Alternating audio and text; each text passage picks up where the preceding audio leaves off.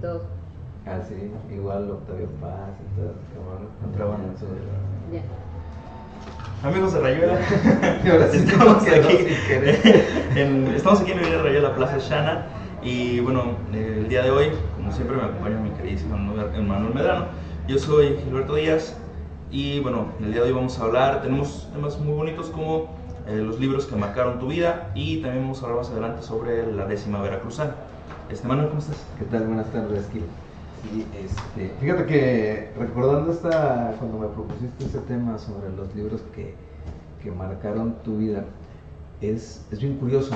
Ya hemos platicado sobre eso, ¿no? En la casa, en mi pueblo, en las Chuapas, no podíamos hablar de esa casa con la biblioteca del abuelo, del papá, no, nunca ha sido una cuestión de lectores. Y recuerdo que mi formación lectora empieza ya tarde, hace 20 años, 18 años.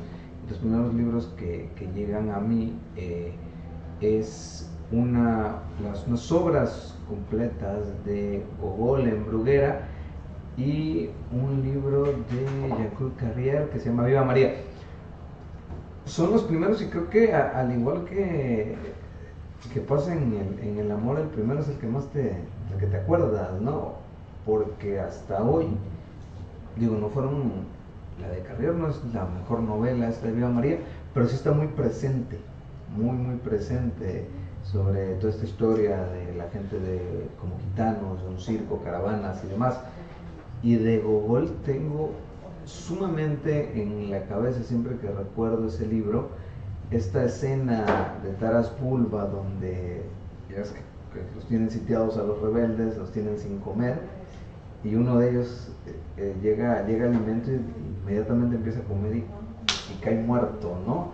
No sé si has tenido la oportunidad de leer Taras Bulba. No, fíjate, lo voy a checar. Bueno, pero a mí se me hizo muy fuerte, ¿no?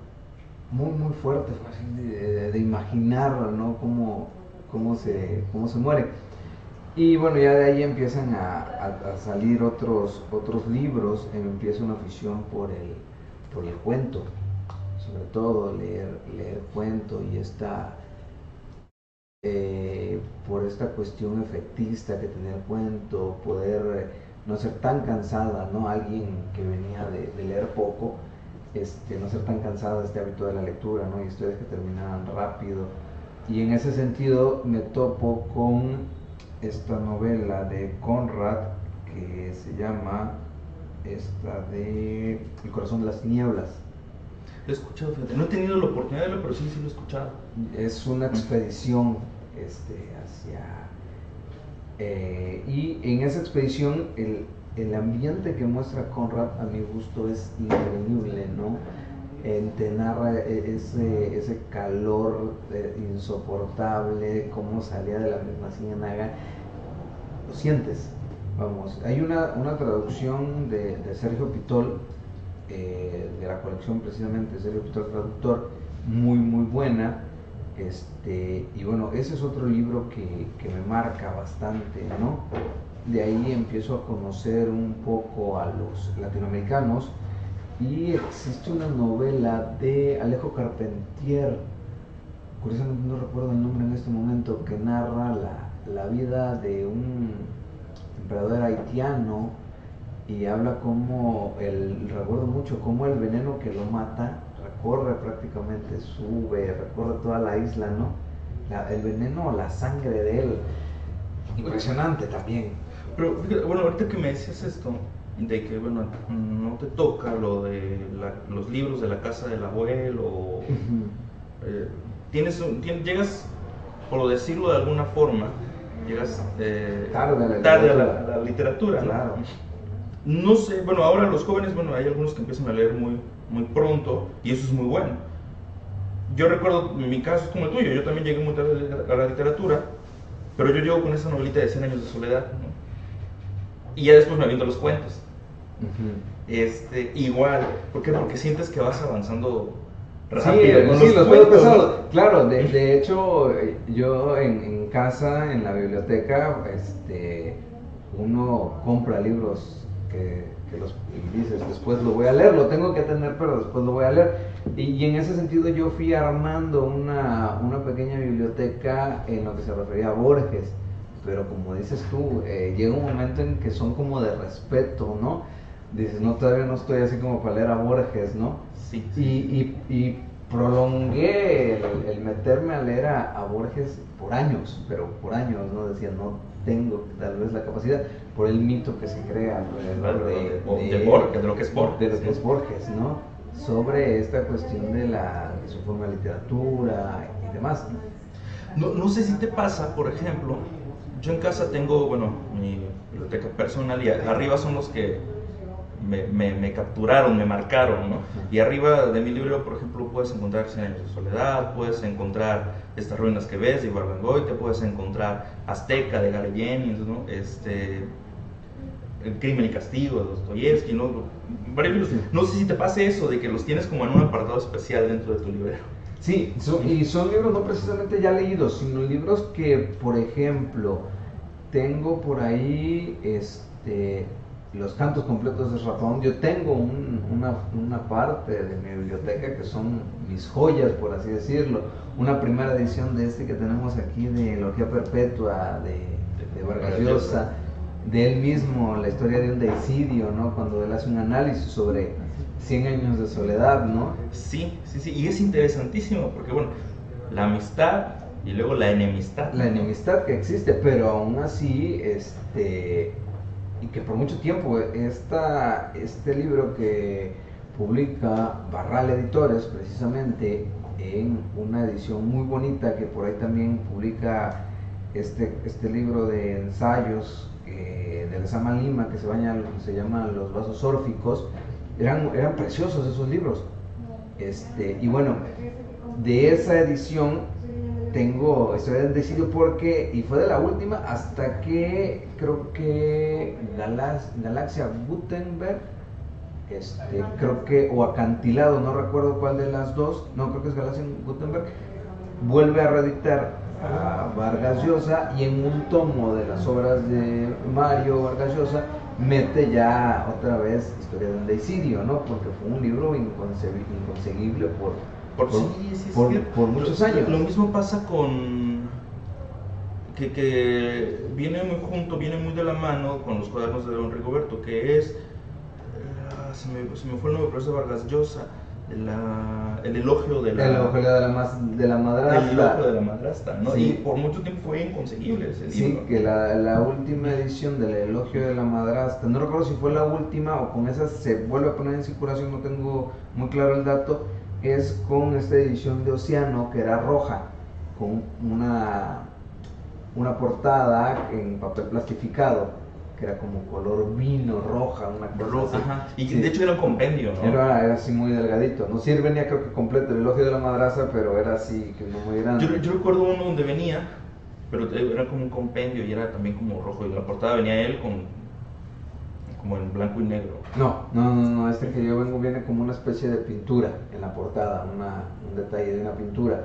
Sí, pero de él sí han habido un poco de libros, así que el mismo de Elogia Perpetua por mucho tiempo fue así como que no era muy... Lo mismo pasó con Tres Tristes Tigres de Cabrera Infante. Ajá, cuando después de que gana el premio Seix Barral de novela, evidentemente sale publicado, Seix Barral creo que el que lo publica, con una portada donde salen en blanco y negro, salen unos músicos tocando. Ajá.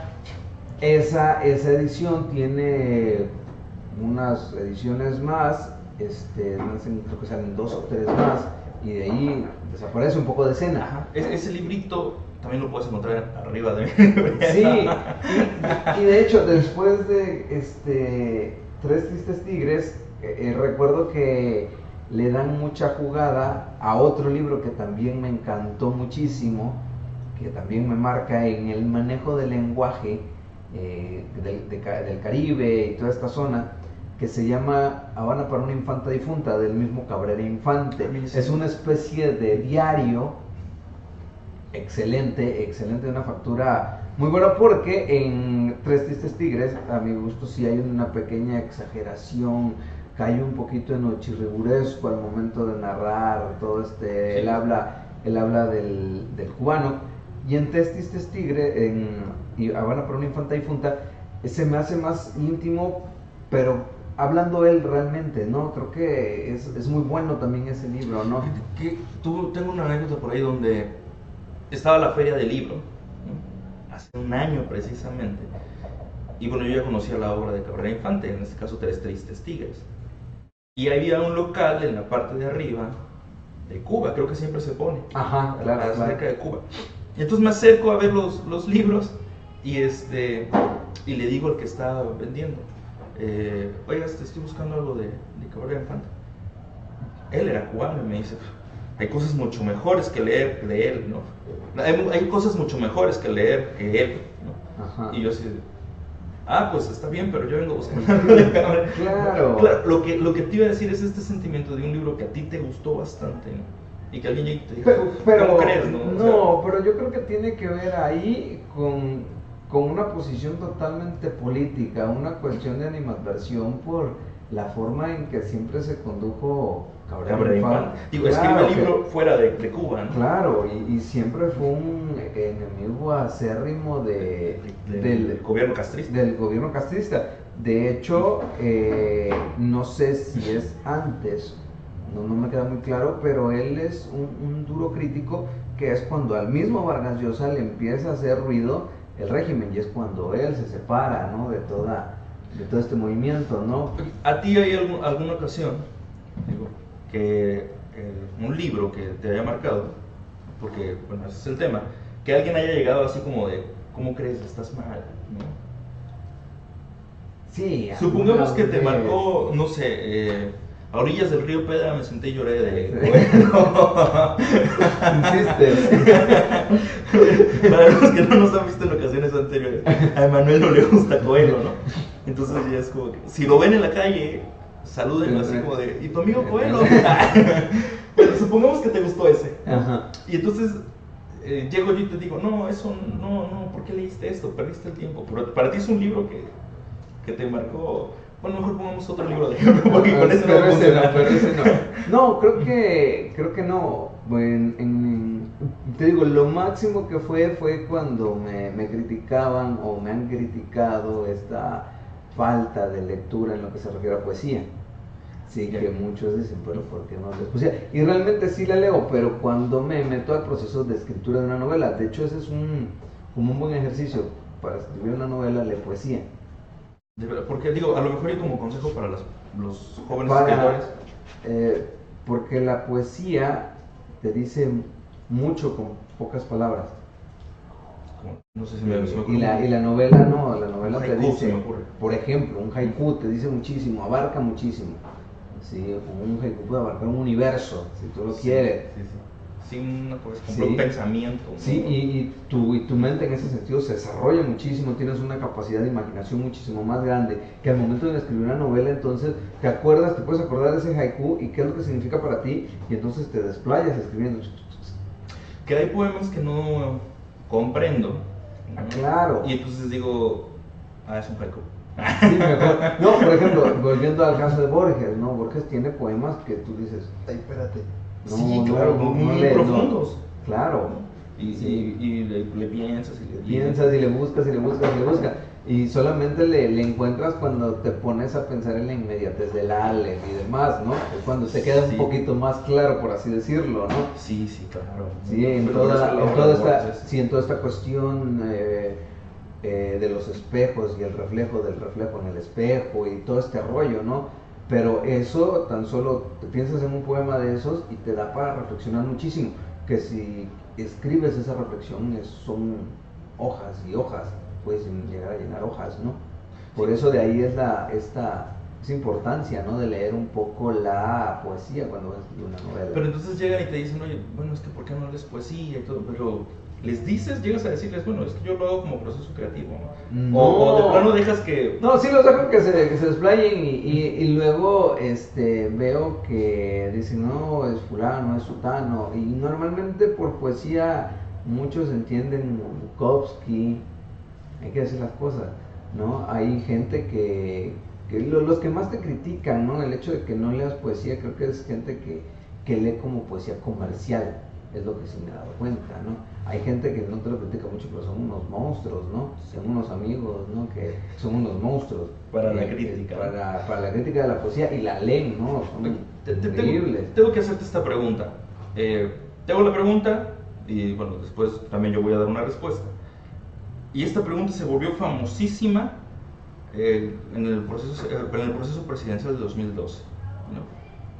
Y a partir de entonces ha sido un... Bueno, no voy a profundizar más. Emanuel, 3 libros que han marcado tu vida. 3 libros que Biblia. marcan. La Biblia, el libro que defiende lo que no Lo que dice el otro. Lo que dice el otro. Y no, dice, que me dice... No. Crimen y Castigo. Crimen y Castigo. Taras Bulba. 2. Y Autores. Crimen y Castigo. Dostoyevsky, en general. Tarabul. Gogol. Y creo que si metiéramos un latinoamericano, Cabrera Infante, definitivamente. Sí, yo lo siento más arriba, ¿no? que el mismo García Márquez. Porque García Márquez... No, eso sí es tremendo, no. Porque yo voy más, yo me baso mucho a lo que yo veo mucho en una literatura, es cómo logras encaminar un diálogo, ¿no? Y eso Cabrera Infante lo hace de una manera magistral. Lo ves en sí, Tres Tigres, ¿no? Es increíble. Sí, esta parte donde llega el niño que quiere que lo ayuden, ¿no? Y entonces el tipo le dice, sí, te voy a ayudar, agarra un arma y ya no les cuento, léanlo. Está muy bueno. Sí, o esta parte cuando las dos mujeres están pintando, cómo logra copiar el habla y lo que puedan decir cuando tiene que haber un silencio. Algo que, y hay un autor que también me gusta mucho en ese sentido, que es Ricardo Garibay. Ricardo Garibay es un maestro en esto del oído, de saber escuchar y plasmar lo mismo, ¿no? O sea, sabe cuándo debe haber un silencio, cuándo debe de... ¿Sí? Hay una anécdota, tú me vas a decir, digo, porque a mí me la pasaron como si fuera, no sé si como anécdota como, o chisme, o rumor, o chisme. Más bien me la pasaron como chisme, como ¿no? chisme. Fíjate, ya tú sabrás decirme. Cabrera Infante escribe Los Tres Tristes Tigres por allá del 84. Uh-huh. ¿No? Entonces, un año después, fue por el 82. Olvidemos fechas. El caso es que Cabrera Infante escribe Tres Tristes Tigres y por algo pasa, no logran sacarlo a tiempo y García Márquez saca 100 años de soledad. Para esto todos volteaban a ver el libro de Tres Tristes Tigres y decían, wow, va a ser el boom. No, 100 años de soledad, 100 años de soledad desde el 67, si no me equivoco. No tienen... No. Déjame terminar. Entonces, algo pasa, no logra sacarlo a tiempo, García Márquez saca 100 años de soledad y todos voltean a ver 100 años de soledad y dejan de lado Tres Tristes Tigres de Cabrera Infante. Digo, a mí me lo pasaron como chisme. No, y claro, vamos, y hay toda una teoría conspirativa alrededor de 100 años de soledad. Se habla de que estuvo metido la CIA, que estuvo metido el FBI. Sí, hay bastantes cosas en torno a la novela, ¿no? Pero bueno, claro, que hasta llegan a decir que casi le iban diciendo cómo escribirla, ¿no? Se cuentan muchísimas cosas sobre esa novela. Pero realmente esta novela, y esto ahorita porque he estado estudiando a raíz de un curso que vengo tomando, esta es una novela, para mí, lo que yo he entendido de 100 años de soledad es la novela de las lecturas, es la novela de la intertextualidad, ¿sí? García Márquez viene de escribir Lo Hojarasca, Los funerales de la mamá grande. Que entran aquí. Claro, para allá voy, esa intertextualidad vive en esta novela, ¿sí? Pero todas sus lecturas llegan al paroxismo en esta novela. Tú lees en las partes donde se narra que tan solo cuando el José Arcado Buendía, el padre, el patriarca de la estirpe, se va a buscar el mar. Eso es los diarios de Cristóbal Colón, los diarios de los cronistas de Indias. Sí, mira, por ahí me pasan el dato, son Tres Tristes Tigres, es del 65 y 100 años de soledad es del 82, ¿no? No tienen nada. No tienen No que tienen ver. nada. Oye, antes de pasar a la reseña que nos vas a dar, tengo que decirte los míos. Los 3 libros que marcaron mi vida: 100 años de soledad, Azteca de Gary Jennings y Los detectives salvajes de Roberto Bolaños. No hay problema. Preciosos libros, ¿no? Se los recomiendo bastante. Vamos a la reseña. ¿Qué nos vas a reseñar hoy? Vamos a hablar un poco sobre la orgía perpetua y Fahrenheit. Ok, vamos con el libro del día, el libro de la semana. El libro de la semana. Y en un momentito regresamos.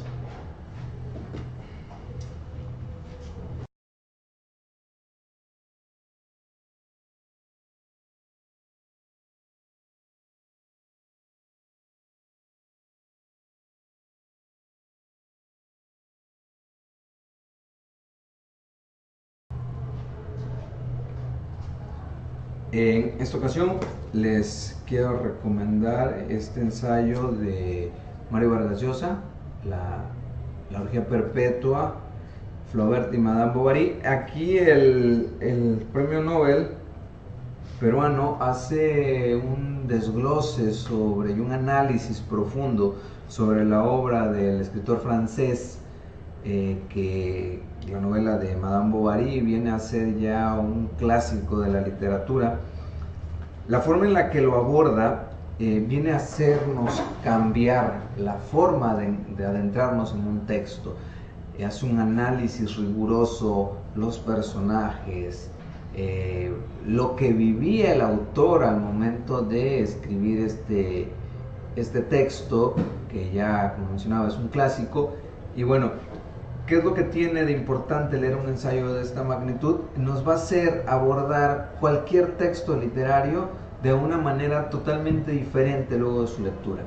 Si vamos a tener un ojo un poco más crítico, una cuestión más rigurosa al momento de poder decir si es bueno o no es bueno y por qué no es bueno. Sin duda alguna es un texto para aquellos que quieren adentrar en el análisis de un buen texto. La orgía perpetua, Flaubert y Madame Bovary de Vargas Llosa. Por otro lado está este clásico de Bradbury, Fahrenheit 451. Esa es la temperatura a la que arde el papel. Esta narra la historia de en un mundo, en un futuro en el cual está prohibido leer porque, bueno, leer da conocimiento, te lleva a otros mundos, y se parece mucho a lo que está pasando en México, que no nos dejan casi leer por alguna extraña razón.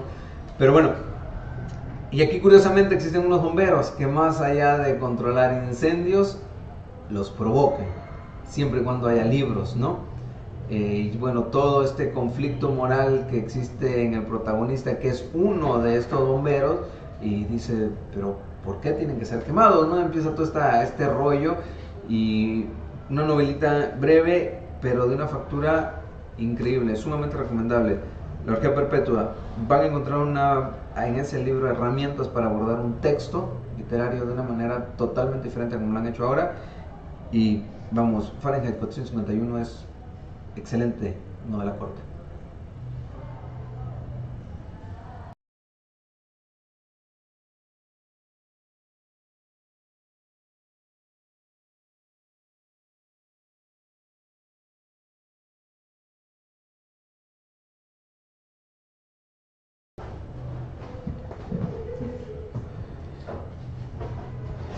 Buenísima novela esta de Fahrenheit. Sí, excelente. Tiene como 3 años que la leí. Me la recomendó mi suegro. Saludos. Y buenísima. Sí, ¿no? de hecho también hay unas que... Está muy vigente. Sí, claro, por supuesto. Creo que el hecho de las redes sociales y toda esta inmediatez viene a hacer eso. Existe alguien, no quiero que leamos, ¿no? Sí, que siempre vamos en la inmediatez de leer un texto muy corto, así, con eso tener ya. Sí, bueno, quiero decirles que anteriormente, cuando platicábamos, ¿no?, los sábados, bueno, empezamos los miércoles, claro. Los sábados lo hacíamos con una pared atrás, ¿no? Ahora nos cambiamos de lugar y así ustedes pueden observar mejor la librería. Vengan a visitarnos, estamos en carretera Jalapa, Veracruz, en kilómetro 4+300, en Plaza Shana. Hay parroquia junto, ya me aventé el comercial, pasando las trancas, pasan el retén, y bueno, aquí estamos, vengan a visitarnos. Pero también les tengo que decir que, como estamos en vivo, a veces pasan cosas acá atrás, ¿no? Y bueno, a mí me distraen, no sé a ti. Un poco, ¿no? Entonces estamos platicando y ¿qué es eso? No es porque uno sea chismoso, pero bueno, eso llaman a veces mi atención para ver qué está pasando. La verdad está muy bonita, entonces ustedes vengan a visitar, ven, les explico, vengan a visitarnos. Les tengo que decir que este librito, regresando al tema, este librito de 100 años de soledad nos daría para, claro, yo creo como para 2 programas más, ¿no? Por supuesto, vamos, tan solo si nos pusiéramos a hablar sobre en cuántas partes está dividida esa novela. Esa novela está dividida en 4 partes. Un tiempo mítico, la fundación de Macondo. Un tiempo histórico, un primer tiempo histórico, que es cuando Aureliano, el hijo de José Arcadio, se va a la guerra, se vuelve liberal.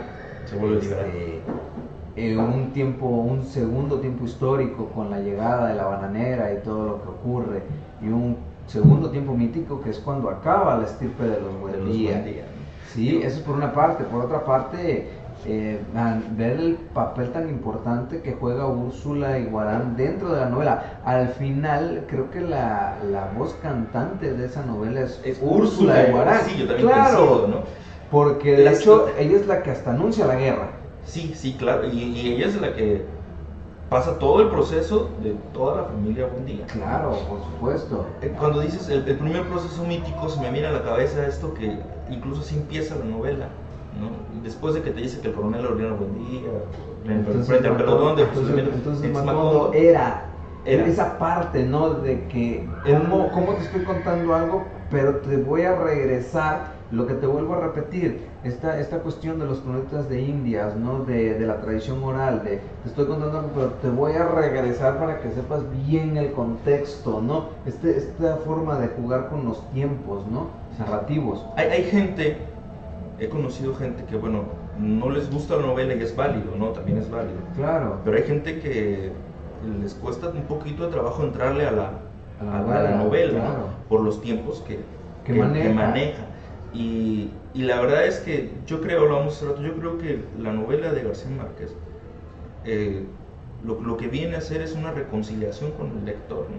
Por eso hace un boom, porque es lo que, como todas las familias mexicanas, colombianas, argentinas, sí, todo al final, y aparte, esta es una novela, por eso la llaman, creo que la novela del boom latinoamericano, porque es la que es de más fácil lectura, por la riqueza del lenguaje que tiene. Claro, por la riqueza del lenguaje, porque no es lo mismo leer un 100 años de soledad a leer Rayuela. Sí, claro, la Rayuela, no sé, las personas que nos ven y hayan leído Rayuela. Vamos.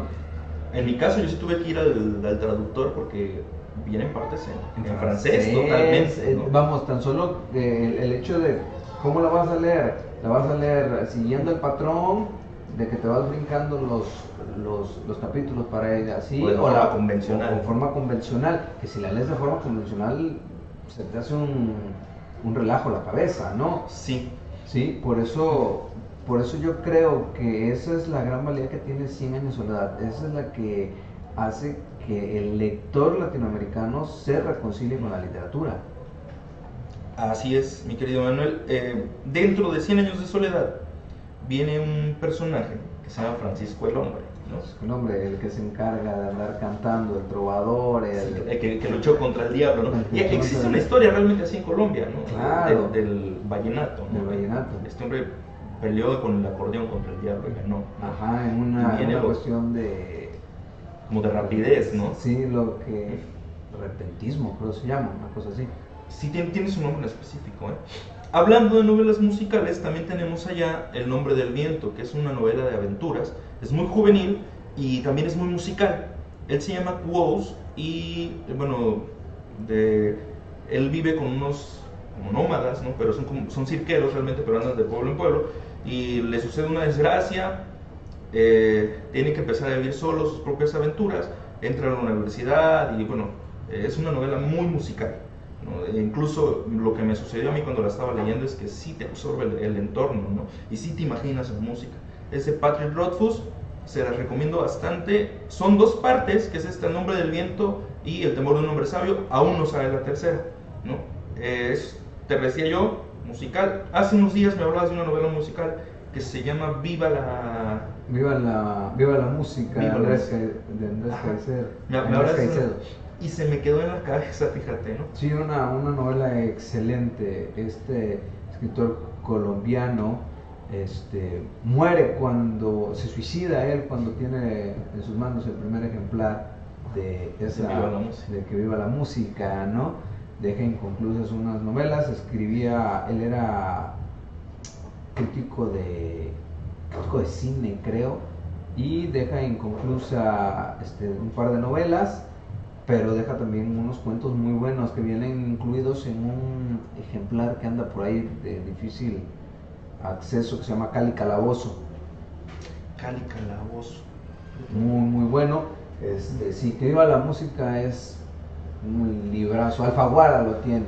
Ahí ahorita que me estabas contando esto, me estoy acordando que dentro del nombre del viento y El temor de un hombre sabio, saca otro librito que va en medio de los dos, que se llama La música del silencio, ahorita que hablamos de la música, ¿no?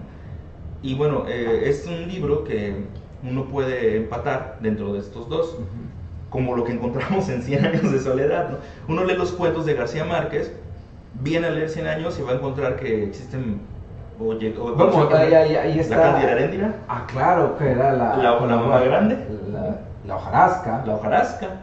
Entonces es como si ese señor hubiera tejido toda una ciudad. Sí, vamos, 100 años de soledad es la novela de la intertextualidad, sin ninguna duda, la novela de la hipérbole, donde se hace una exageración, creo, un tanto cuanto chirricuresca del lenguaje, y vamos, que pese a todo eso, te vuelvo a repetir, no te hace una novela cansada.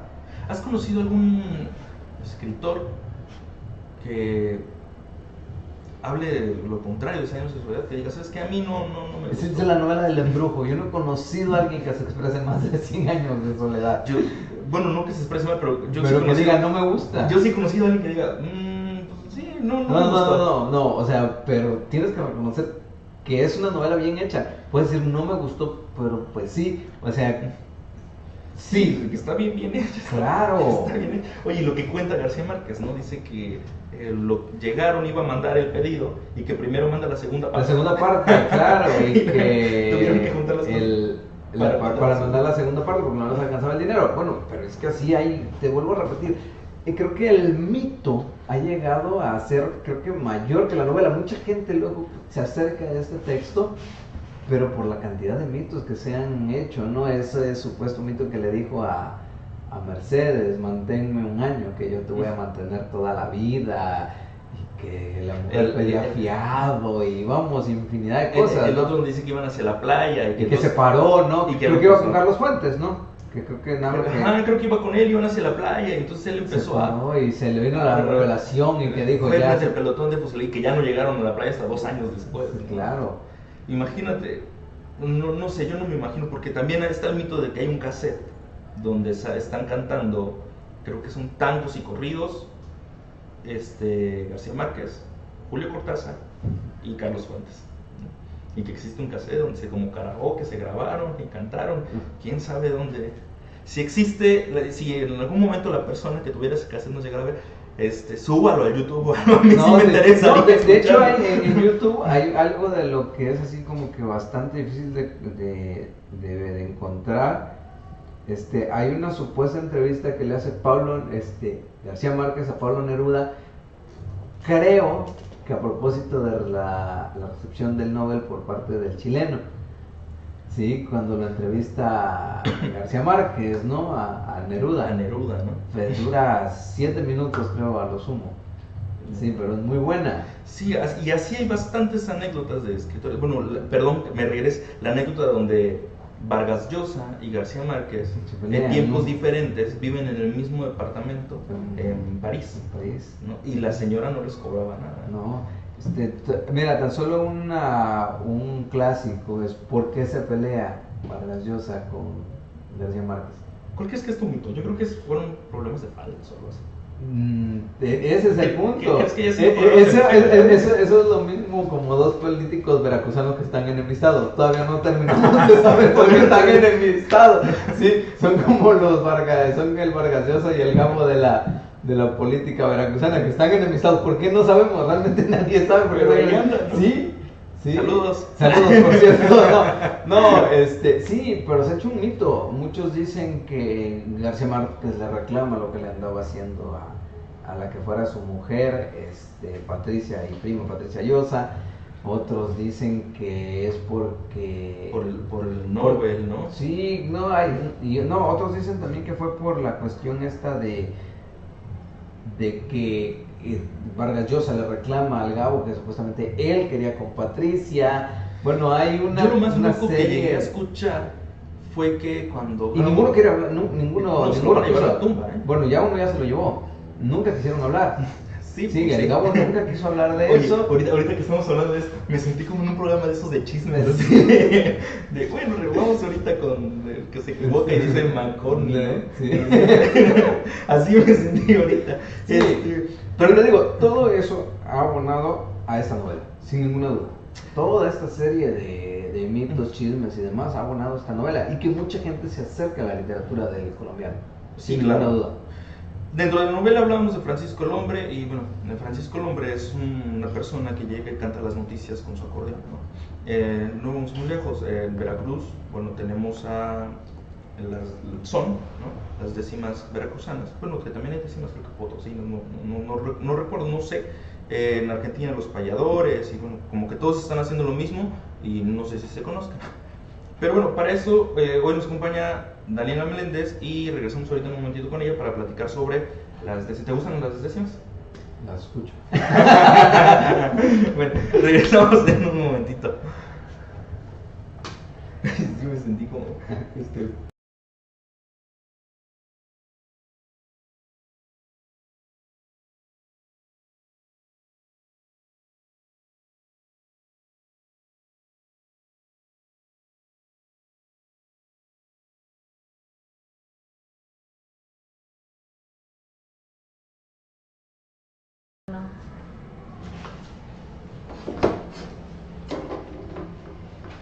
Estamos aquí con Daniela Méndez, es la primera vez que nos visita frente a las cámaras, pero bueno, es una amiga aquí de casa ya. ¿Cómo estás? Bien, estoy... pues lo voy a decir en décima, ¿no? Tenía yo aquí anotada la décima que quería improvisar. Imagínate, al público de internet, al público conectado, los saludo con agrado también, los saludo a usted. Qué bueno que hay una red que por el Facebook se cuela, porque leer es la escuela, como este verso elocuente, y así, y saludo de repente desde Librerías Rayuela. Ándale, valísimo. Ahí más o menos la rescaté. Bueno, pues lo que yo escribo es un tipo de poesía que se llama décima espinela, que proviene de la tradición popular del son jarocho. Lo que comentabas hace rato de el personaje de 100 años de soledad, donde está cantando las noticias o los sucesos con el acordeón, seguramente también lo hacía en octosílabo, es decir, versos de 8 sílabas cada una. La décima es una herencia española y efectivamente, como comentabas hace rato, ha sobrevivido en Colombia, en Venezuela, en Argentina, en Perú, en Cuba, en Veracruz. Y hablando de México, pues en el son huasteco, también veracruzano, en el son jarocho veracruzano, en el huapango arribeño de Guanajuato, en fin, en varias tradiciones, creo que en Guerrero también hay. Entonces, la gracia que tiene la décima es que tiene una musicalidad que te permite comunicar, aunque son 10 líneas, digamos, la primera idea se engloba en los primeros 4 versos, los siguientes son para enlazar y lo demás concluye una idea.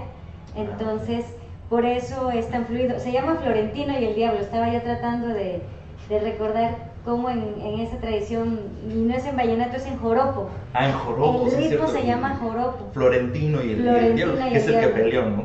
Sí, y de hecho en muchas tradiciones populares existe esa referencia de alguien campesino y letrado, entre comillas, porque para improvisar necesitas mucha cultura, un bagaje de palabras, de rimas, de recursos para no irte a callejones sin salida, sin saber con qué rimar, porque efectivamente también hay palabras que no tienen rima.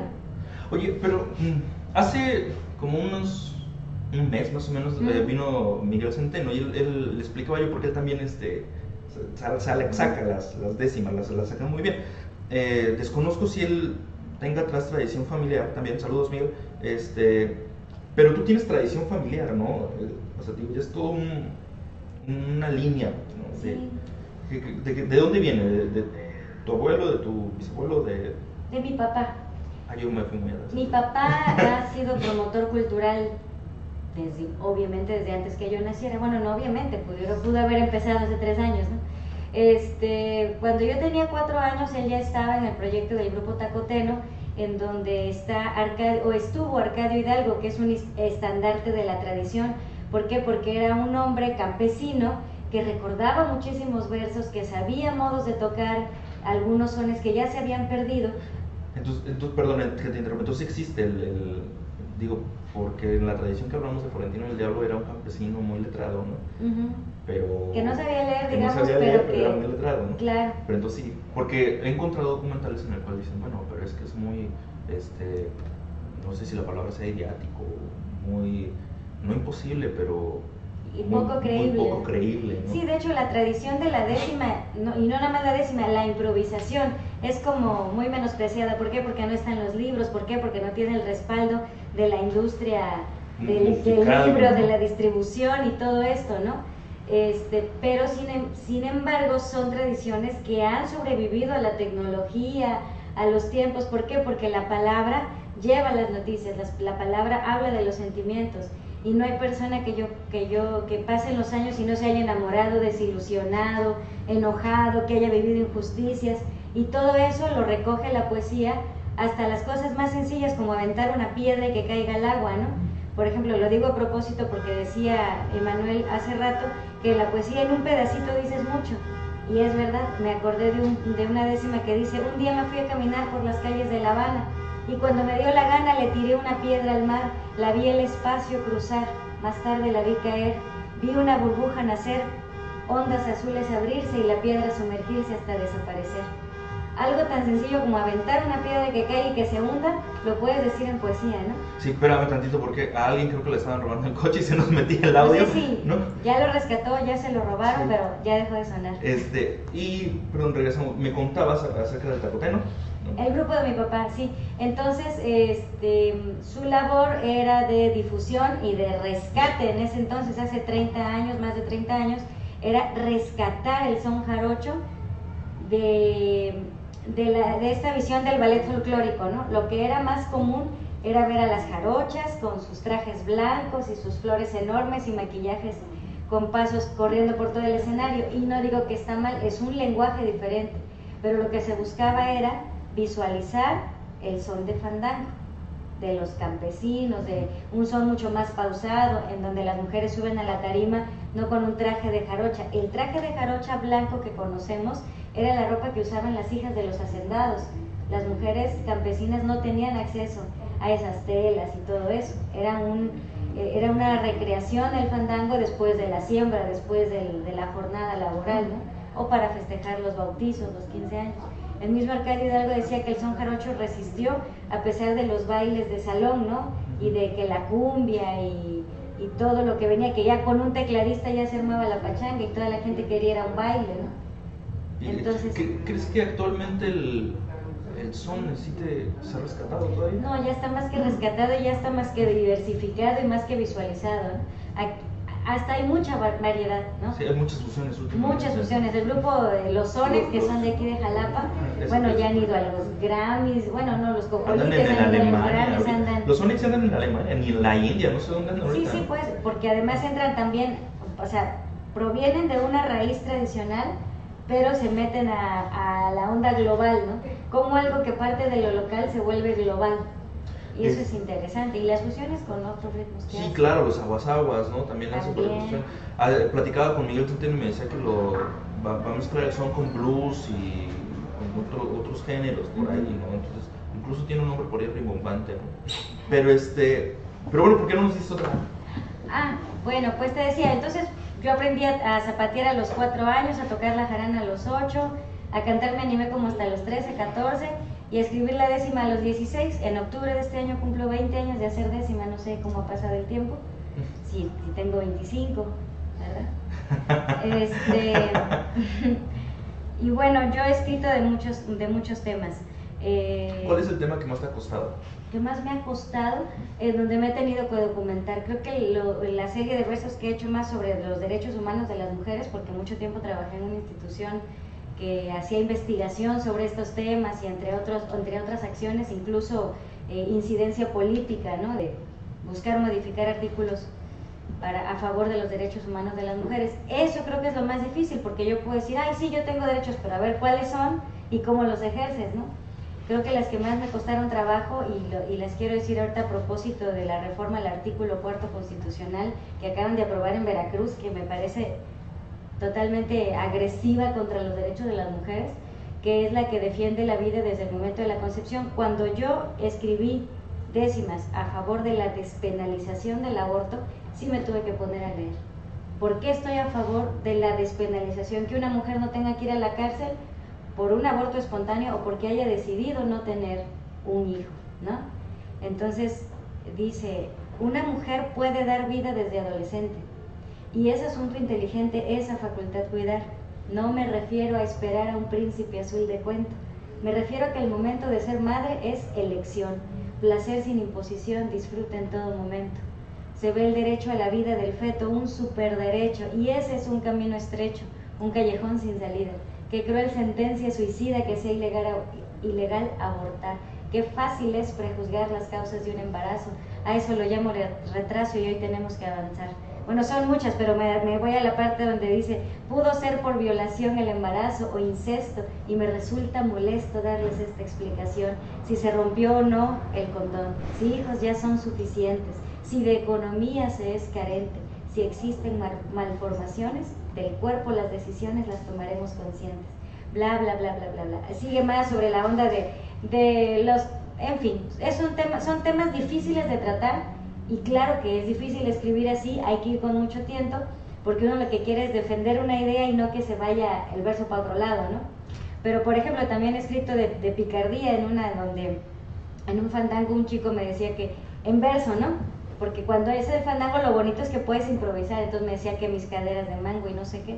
Entonces yo le contesté algo que me acuerdo, le decía, yo soy un mango carnoso, dulce para tu desvelo, soy al tacto terciopelo, soy un durazno jugoso, soy piña que en lo sabroso gota a gota te alimenta y hasta cuando se fermenta hay placer amplificado que vas a quedar mareado, amigo, sin darte cuenta. ¿Qué te contestó? Ya no te contestó nada. Ya no me acuerdo, ya no. Oye, ¿cómo le haces para recordar todo lo que escribes sin irte a un apoyo, un recurso? Pues creo que me apoyo mucho en que siempre pienso en el final, un poco en el final de lo que quiero decir, y también en la cuarta línea, porque te digo que ahí hay una pausa, ¿no? Bien. Entonces, una de mis décimas más conocidas es soñarte no es novedad, novedad es no soñarte. No es mi delirio mirarte, delirio es esta verdad, que es por ti una inmensidad llena de amor y de miel. Por ti no hay sabor a hiel ni soledad que desgarra, eres lazo que me amarra las estrellas en la piel. Esa la escribí como a los 17 años, 16, 17. Y funciona. Oye, y por ejemplo, una décima sobre, no sé, para a lo mejor alguien que nos está viendo y esté pensando, es que me dejó este hijo de eso, ¿no? Una décima así de esas de tristeza. No, como de ardido, así. Fíjate que no me gusta escribir de eso. No me digas. No, porque siento que uno es muy responsable también de lo que le pasa, ¿no? Entonces hay que asumir la parte que a uno le corresponde. Entonces, ¿Qué opinas, por ejemplo, de hace un tiempo salió un personaje por ahí en la televisión, creo, se hacía pasar por una albaradeña y usaba la comedia, de la décima, sí, sabes de qué estoy hablando. Sí. Ok, ¿qué opinas de esas personas que usan la décima como para, no sé si sacar provecho, no sé si decir esa palabra, o no sé, como un recurso cómico? Yo no lo juzgo, me parece que, como siempre, el verso depende de lo que diga, ¿no? Yo vi ese personaje, lo vi en internet, y bueno, está un poco cargado hacia el estereotipo de que nada más los alvaradeños son groseros y los jalapeños qué, y los minatitlecos qué. Creo que todos los veracruzanos y todos los mexicanos tendemos a la leperada y a la grosería en ciertos momentos y en ciertos contextos. Y lo que ella decía en los versos, pues hablaba de que, lo voy a decir con sus palabras, que chingaderas era que le subieran a la gasolina cada rato, que chingaderas era darle carpetazo a los asuntos que son importantes para el país, ¿no?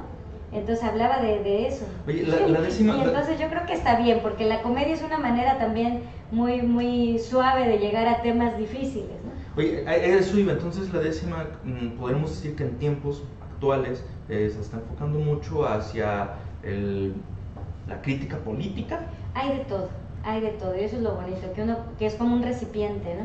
Tú puedes hablar de política, puedes hablar de amor, de cosas, de los temas. Bueno, yo creo que ahorita lo que hace falta, o lo que apenas está como abriendo ese espacio, es la voz de las mujeres dentro de la décima y dentro de la lírica popular en la música tradicional, que esa es como mi área, ¿no? Por ejemplo, hace rato que hablaban de lecturas que te marcaron la vida. Para mí Martín Fierro fue así como un descubrimiento, ¿no? Sí, que dice, para mí corta es la tierra y más ancho el infinito, y que dice, ahora se me va, pero de Martín Fierro, o sea, es una historia completa hecha en verso, ¿no? En cuartetas, en sextetas, y Nicolás Guillén también, ¿no? Cubano. Para mí los poetas cubanos tienen un mérito tremendo por la poesía que logran, y además porque logran involucrar a los niños, hasta en la improvisación. Niños que no saben leer y escribir tienen un método para enseñarlos a improvisar. Ah, mira, qué interesante. Entonces, bueno, nos llevan mucho adelante en ese sentido. Los veracruzanos tenemos lo nuestro. Fíjate que yo siempre pensé que, bueno, las personas que se dedican a la décima, a la rima, deben ser personas muy letradas, muy cultas, de mucha lectura. Hasta ahorita que me dices que existe un método para chavitos que no saben leer, quiero pensar que entonces se apoyan del entorno. Sí, de la musicalidad de las palabras. Bueno, a mí me gusta explicar esto. El octosílabo, todos lo tenemos. Cuando dicen ya me quiero ir a mi casa, estás hablando en octosílabo. Ya me quiero ir a mi casa, ¿no? Bueno, depende si sabes, en mi caso que no sé contar, entonces... En la librería Rayuela, ese es 8. Y a veces, y en 16, yo quiero enviar un saludo desde librería Rayuela. Son 16, o sea, armas de 2 en 2 el verso. Entonces te permite una fluidez porque hablamos así. Ah, bien. Ya me quiero ir a acostar, también es... No, lo puedes decir abierto, no tenemos censura. ¿No? Hasta ahorita no tenemos censura. Bueno. Sí, pues, entonces, por eso si tú le enseñas a un niño, bueno, yo me acuerdo que Alexis Díaz Pimienta, que escribió un libro de este tamaño que se llama Teoría de la Improvisación, en donde abarca, así como dices, desde los payadores en Panamá, los repentistas en Cuba, todos los versolares, no me acuerdo dónde están, en el País Vasco, creo, como esta expresión que ha sido como menospreciada, como el improvisador ocurrente, el hombre, ay, qué ocurrentito es, ¿no? Pero sí lleva todo un bagaje, ¿no? Sí, que no necesariamente, bueno, sí necesitas contexto, porque por ejemplo, si vas a hablar de la librería, vas a hablar de los temas, vas a hablar de las hojas, vas a hablar de las páginas, vas a hablar de la cultura, vas a hablar de la antropología, vas a hablar de todo lo que tiene, del placer, vas a hablar del apasionamiento, de las letras, del olor de los libros, ¿no? Todo lo que lo rodea, lo tienes que, y además que rime. Espero no meterte ahorita en una situación difícil. Luego, ¿podrías improvisarnos ahorita algo aquí con todos?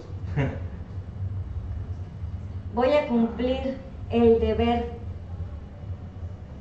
aún con esta lengua seca. Esta es una biblioteca que yo quisiera beber. Todo el que quiera leer y ver que su mente vuela, debe seguir ya la estela y llegar a este lugar para poder disfrutar de la librería Rayuela. ¡Qué onda! Oye, pero me imagino que ya cuando estás, porque existe la confrontación, ¿no? Sí, como me contaste ahorita, entonces ya con la música, con todo el contexto como que... Y es mejor siempre tener a alguien con quien con quién, ¿cómo se llama? El contrapunteo, la controversia, porque si yo digo eso, otro podría decirme, ¿y tú de qué hablas y tú ni lees, no? Y entonces ahí se van, ¿no? Y luego yo ya me di cuenta que tú usas los libros para envolver tus tortillas, no sé, ponerse a pelear, ponerse a discutir, y ahí es donde se va haciendo mucho más rica la improvisación. Qué padre. ¿Traías algo para leernos, mostrarnos? Pues no, realmente tenía aquí ideas nada más, pero pues básicamente decirles que si quieren aprender, pues pronto posiblemente pueda dar unos talleres de décima para aprender qué rima, ¿no? Siempre me gusta explicar esto. Rima la primera línea con la cuarta y la quinta, la segunda con la tercera, o así. Primera con cuarta y quinta, segunda con tercera, sexta con séptima y décima, y octava con novena. Así, fácil, para que se acuerden. Esta con esta y esta con esta con esta y esta con esta. Solo que que no se son. O así, si eres niña, así, si eres niño, da igual. No, tampoco, ¿verdad? Oye, ¿dónde vas a dar los talleres o algo? Bueno, ¿Podemos hacer espacio de Rayuela? Podemos usar aquí, pues ya que lo mencionas, puede ser aquí en las librerías Rayuela, para que vean que no es tan difícil como parece, ¿no? Pues vamos a platicarlo y esperemos que se anime a dar aquí el taller de décima, ¿no? Como cualquier tema en específico, de alguna edad o... Pues, ¿no? Y que tengan ganas de decir en verso lo que están sintiendo. Tiene un método, tiene una forma, y ya que uno lo comprende, pues todo es mucho más fácil, se revela el misterio. Mira, yo voy a venir. Entonces, bueno, ya pronto les estaremos poniendo entonces las fechas, los costos, los horarios, todo. Bueno, aquí te invitamos a que uses aquí el espacio de Librería Rayuela en Plaza Shanat. Aparte de eso, ¿algún lugar donde te vayas a presentar próximamente? Pues ahorita me estrené en el asunto del stand-up, okay. Que es la comedia, pero como un monólogo de algo cómico combinado con décimas. Entonces, bueno, también tengo de décimas que sobre el Facebook, y tengo unas que voy a estrenar que la próxima vez que me presente, creo que ya va a ser en septiembre, mediados de septiembre, que se llama Le revisé el celular. Ya se imaginarán todo lo que pasa cuando uno hace. Digo, yo lo vi en Wikipedia, ¿no? Que hay personas que revisan los celulares de sus parejas, pero nunca me ha pasado, ni lo he hecho, ni lo volveré a hacer, la verdad. Oye, ¿alguno de lo que ya hayas estrenado que nos puedas compartir ahorita? Bueno, hay uno, hablando de que estamos en el Facebook, que dice: solicitud de amistad me llegó y el clic le di, y Dios mío, me sorprendí cuando vi su humanidad. Su perfil era en verdad un oasis en la red. Para esta hambre, un baguette. Contacto guapo, algo nuevo para mi vida, el relevo conectado al internet. Con un inbox dio el inicio de nuestra conversación. Conectarme era obsesión, mi tecnológico vicio. Si no estás, pues me desquicio, caigo en cama sin tu miel, tú a distancia eres pincel, coloreas mi humanidad. Ven a conectarte al chat, tengo prendido mi cel y contratado el wifi. Tú también tienes, caray, ¿dónde está el príncipe aquel? Te recuerdo en el corcel de ese mágico ritual por la tarjeta virtual que mandaste a mi correo. Que no estés, no te lo creo. El inbox se encuentra igual. Y en tu muro hay una foto de hace un minuto, y te noto muy feliz con una tal princesita sol cristal mochita bebé, muy abrazado y sonriente. Me estoy poniendo impaciente y, muchacho, te aseguro que si reviso su muro, sabré todo de repente de tu trance inoportuno, pues candado no hay ninguno. Reviso insistentemente. Tiene esa a tan poca gente, poca personalidad. Me ofende mucho en verdad que te mires tan feliz. Ya llevo aquí una hora gris, cibernética impiedad. Por ese modo tan feo que tienes para alejarte, voy a tener que bloquearte. Voy a ponerte un bloqueo. Puede que si no te veo se me pueda hasta bajar estas mis ganas de hablar y decirte que te extraño, pero creo me hará más daño solo poderte stalkear, y desde otra cuenta, ¿no? Porque desde la mía ya te bloqueé. Está muy buena esa. Gracias. ¿Algo para concluir? Pues nada, el verso es amor. Ya les explico. El son es amor. El son es amor. Hay que mantener vivas nuestras tradiciones. Y bueno, qué mejor que aprendiendo la décima, que bueno, es algo tan característico de nosotros. Y qué mejor que con alguien como Daniela, que bueno, ya trae toda una historia detrás de ella con todo esto. 20 años de trayectoria. Me respalda. Me respalda. Muchas gracias, regresamos en un momento. Gracias, saludos a todos.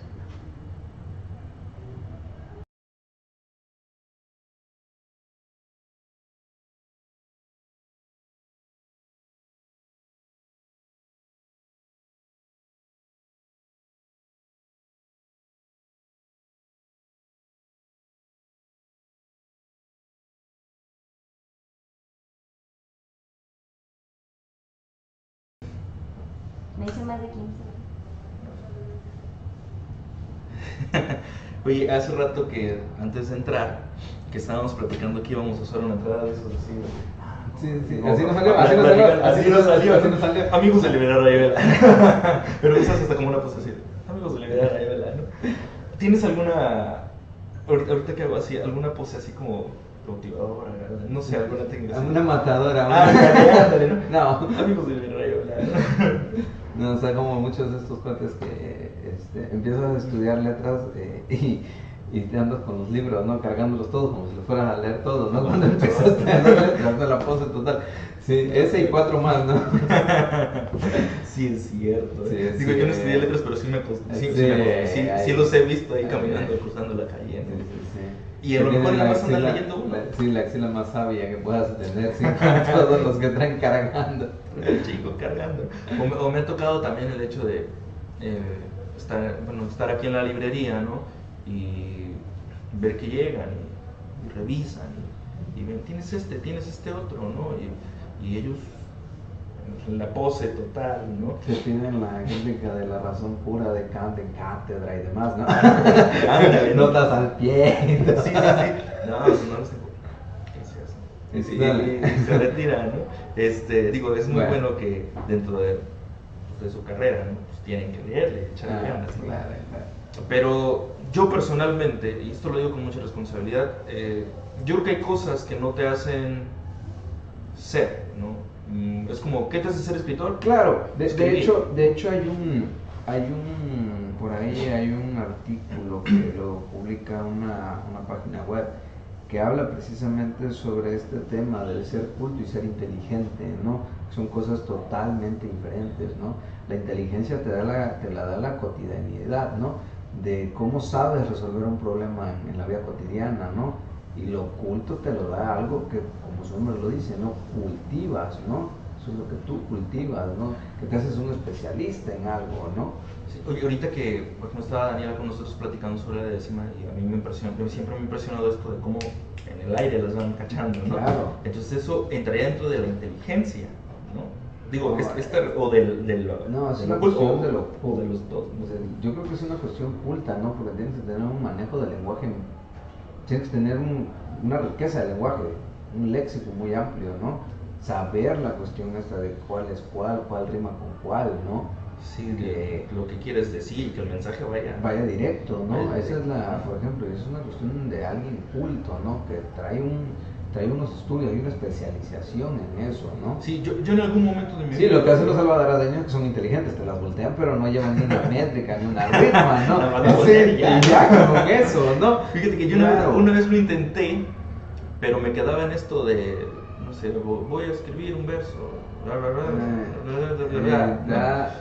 y por eso.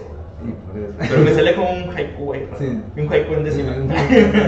Sí, claro, no creo que eso es lo que, volviendo al punto de lo que mencionabas, ¿no?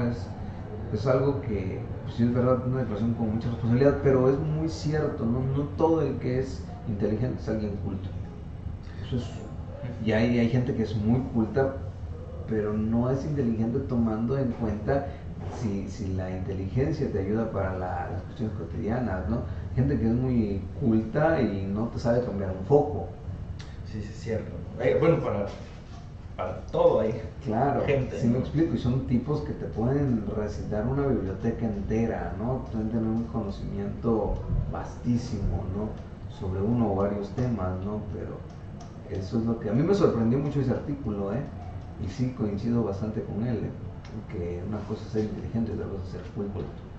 ¿Tú en cuál te consideras que estás? No, ninguna. Yo soy, dijera otro político, el mismo del que hablamos, yo soy un pobre venadito. No lastimes mi humildad. Yo soy un pobre venadito, dijera ese mismo político del que hablamos. Saludos otra vez. Hasta la madre patria. Ya sabrá quién es. Bueno, Emanuel, ya venimos varios sábados platicando sobre esto. Voy a dejar que esta vez te toque elegir el tema que vamos a hablar de la siguiente. No sé si tengas ahorita algo en la mente, ¿no?